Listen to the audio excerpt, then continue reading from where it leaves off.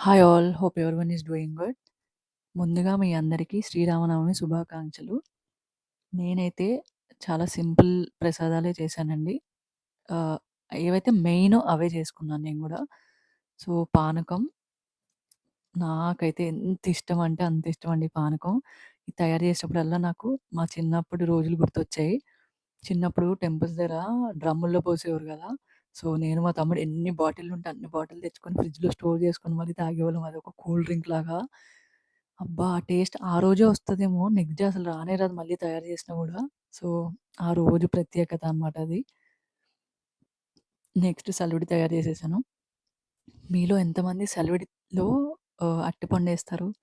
నేనైతే ఎప్పుడూ ఏసేదాన్ని గాదు. లాస్ట్ ఇయర్ ఒకసారి మా అక్క చెప్పిందనమాట. అరటిపండేసి చేస్తే ఇంకా బావుంటది సలివిడి అని. సో, ఇంక అప్పటి నుంచి అదే ట్రై చేస్తాను. లిటరల్లీ సలివిడి ఎంత బావుంటదంటే కొంచెం నెయ్యి గూడా తగిలిస్తే అబ్బా! చాలా అమృతంలా ఉంటది. సో, ఇది మిగిలిపోయినాక ఎవరైనా ఎక్కువ మంది తినరు గదా! సో, దాన్ని అట్టులో యేసుకుంటే భలే ఉంటదసల.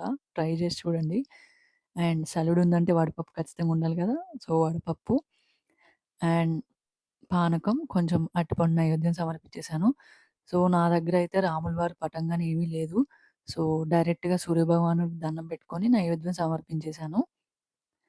అండ్ ఈసారి చాలా మిస్ అయ్యాను నేను శ్రీరామనవమికి. ఎందుకంటే, ఆ కళ్యాణం దగ్గరుండి చూసే అవకాశం లేకుండా పోయింది నాకు. ఇండియాలో ఉండుంటే చాలా జరిగేదేమో. Hope you all like my video. Please do subscribe to my channel. Thank you for watching. Bye bye.